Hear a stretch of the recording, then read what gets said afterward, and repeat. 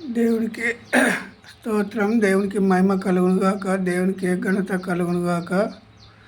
దేవుడే మనల్ని అందరినీ దీవించునుగాక. ఈరోజు 2025 సంవత్సరము ఈ నెలకు 31వ తారీఖు ఆఖరి దినము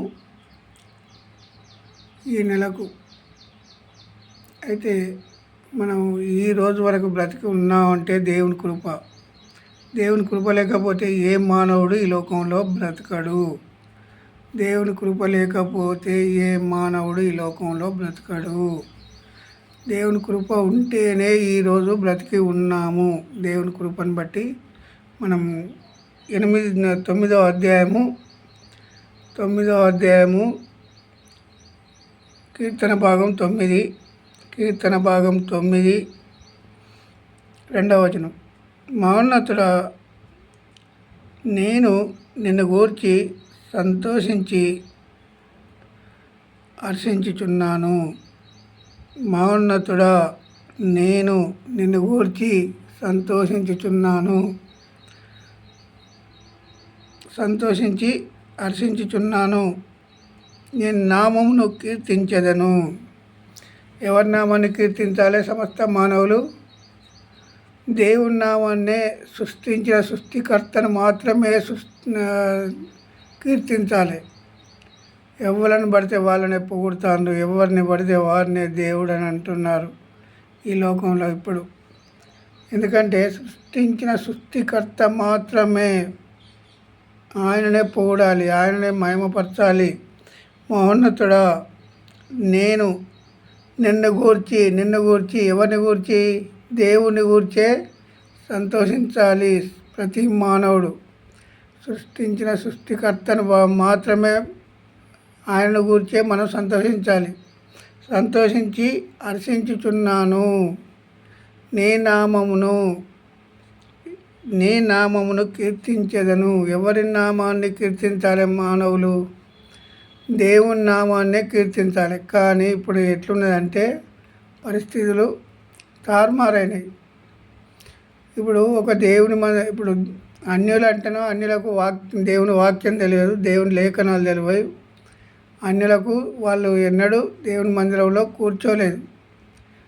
ఇప్పుడు సృష్టించిన సృష్టికర్త మనం ఆయన దీవెనతోటే కదా బ్రతికేది సమస్త మానవులు. ఇప్పుడు విశ్వాసులు ఎలా ఉన్నారంటే, మా సేవకుణ్ణి ఏమైనా అంటే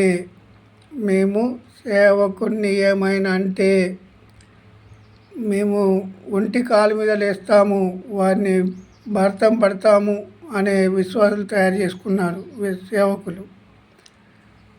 సేవకులు ఎలా ఉన్నారంటే, మనుషులను సంతోషపెట్టే సేవకులు వచ్చారు. ఇప్పుడు దేవుని సంతోషపెట్టే వాళ్ళు కాదు. ఇప్పుడు మహోన్నతుడు ఎవరు? దేవుడే, సృష్టించిన సృష్టికర్తే మహోన్నతుడా. దావీదు మాట్లాడిన మాటలు ఏమని మాట్లాడుతాడు? మహోన్నతుడా, నేను నిన్ను గూర్చి సంతోషించి హర్షించుచున్నాను. ఎవరిని గూర్చి సంతోషించండు దావీదు? సృష్టించిన సృష్టికర్తను బట్టి సంతోషిస్తే. ఇప్పుడు సేవకులు ఎలా తయారు చేశారంటే, విశ్వాసులు సేవకుని పొగుడుతారు, సేవకుడు విశ్వాసులను పొగుడుతూ ఉంటారు. లక్షల మందిని కూడగడితే రక్షణ వచ్చినట్ట? యేసుక్రీస్తు ప్రభు రక్షణ వచ్చినట్ట? వారిని వీరు పొగుడుతారు, వీరిని సేవకుడు పొగుడుతాడు. దశమ భాగాలు కానుకలు తీసుకోవాలని ఈయనే విశ్వాసులు పొగుడుతూ ఉంటాడు. విశ్వాసులు ఎవరిని పొగుడుతారు? మా సేవకున్న ఏమైనా అంటే మేము ఒంటి కాలు మీద లేస్తాము. కానీ యేసుక్రీస్తు ప్రభువుని అంటే మాత్రం ఒక్కరు కూడా లేవరు, ఒక్కరు కూడా రారు.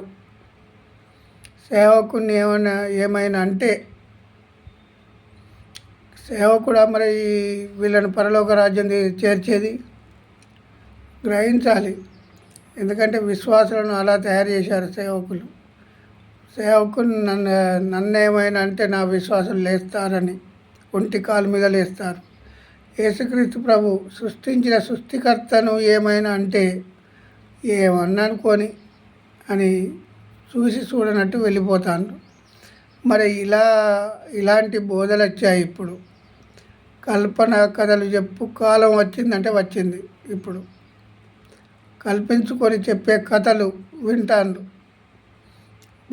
బోధకులు ఇప్పుడు కల్పించుకొని కథలు చెప్తాను, వాళ్ళను నవ్విస్తూ ఉన్నారు. ప్రతి మందిరంలో ఎలా తయారయ్యారంటే ఇప్పుడు లక్షల మందిని నేను రక్షించాను అంటాడు. మరి ఈ సేవకుడు ఈ లక్షల మందిని తీసుకుపోగలడా? Question mark. ఈ లక్షల మందిని రక్షించానని చెప్పిండు కదా, లక్షల మందిని పరలోక రాజ్యం చేర్పించగలడా? పరలోక రాజ్యానికి వారసులుగా చేయాలంటే ఒకే ఒక్కడు యేసుక్రీస్తు ప్రభు మాత్రమే చేశాడు. ప్రాణం పెట్టేంతగా మానవులను ప్రేమించాడు. కానీ ప్రాణం పెట్టాడు. ప్రాణం పెట్టిన వ్యక్తినో మర్చిపోయారు వీళ్ళు. ఇప్పుడున్న సేవకులను గుర్తుపెట్టుకొని ఇప్పుడున్న సేవకులే నా పాపాన్ని తీసేస్తారు, నా శాపాన్ని తీసేస్తారు. సేవకులు తీసేస్తారా? దేవుడు తీసేయాలనా? సృష్టించిన సృష్టికర్త తీసేయాలనా లేదా సేవకుడు తీసేస్తాడా? సేవకుడు నీకు రక్తం కార్చాడా? చనిపోయాడా? సమాధి చేయబడ్డా? 3వ దినమున తిరిగి లేచాడా? ఏ సేవకుడైనా? సృష్టించిన సృష్టికర్తను మర్పించే వాళ్ళు వచ్చారు ఇప్పుడు. బోధలు, శరీర బోధలు.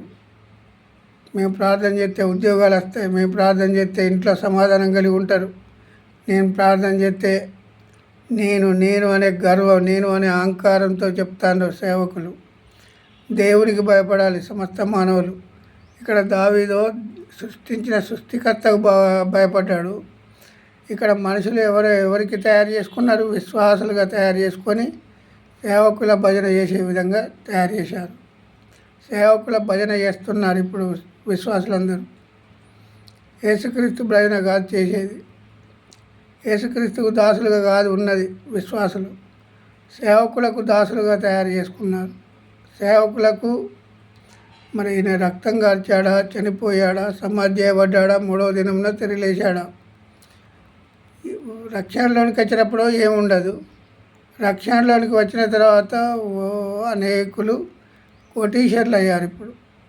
ఏది సేవకులు. మరి అలా కమ్మని ఎక్కడ రెఫరెన్స్ ఉందో చెప్పండి. బీదవాడు బీదవాడిలాగానే ఉన్నాడు, ధనవంతుడు ధనవంతునిలాగానే తయారయ్యాడు. కానీ దేవుని దగ్గరికి పోయిన తర్వాత తీర్పు దినమున ఉంటుంది లెక్క. ఒకరోజు తీర్పు దినమున చనిపోయిన తర్వాత సమాధి చేయబడి సమాధిలో పెట్టిన తర్వాత ఆత్మకు తీర్పు దినమున ఉంటుంది. మనుషులు నిన్ను పొగిడినట్లయితే నీకు శ్రమ అని ఉన్నది. ఇది ఎప్పుడు మంచి మాటలు చెప్పిన కన్నా జనం ఉండరు. మంచి మాట దేవుని వాక్యం ఉన్న చోట జనం ఉండరు. దేవుని వాక్యం లేని చోట కుప్పలు ఉంటారు, లక్షలు ఉంటారు. మరి ఇది ఎక్కడ నేర్చుకున్న బోధలు, ఎక్కడి నుంచి వచ్చిన బోధలు? మరి ఈ బోధలు ఇప్పుడు యేసుక్రీస్తు ప్రభు గురించే బోధిస్తారు, కానీ వాళ్ళ స్వార్థ ప్రియులు స్వార్థంగా బోధిస్తారు. కానీ ఇలాంటి బోధలు కాదు మనం చేసేది. దేవుడి కృపను బట్టి ఈరోజు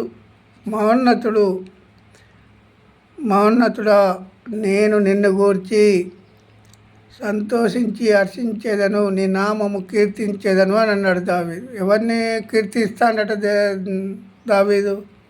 సృష్టించిన సృష్టికర్తను మాత్రమే, ఆయనకు మాత్రమే కృతజ్ఞతాస్తుతులు చెల్లించాలి, ఆయనకు మాత్రమే ఘనత రావాలి. సృష్టించిన సృష్టికర్తకు ఆయనకు మాత్రమే మనం ఆయననే మహిమపరచాలి. కానీ ఇప్పుడు ఎలా తయారయ్యారంటే సేవకు అసలు ప్రాణం పెట్టిన దేవుణ్ణి వదిలిపెట్టారు. ఏం చేశారు? సేవకులను పొగిడే విశ్వాసులు వచ్చారు. ఇప్పుడు సేవకులను పొగిడితే మరి ఇప్పుడు పరలోక రాజ్యం చేరుస్తాడా? ఆ సేవకుడు పోయేది నమ్మకం ఉన్నదా? అసలు ఎవరన్నా నమ్ముతాండా? అబద్ధాలు బోధించి తన వైపు తిప్పుకుంటాడు.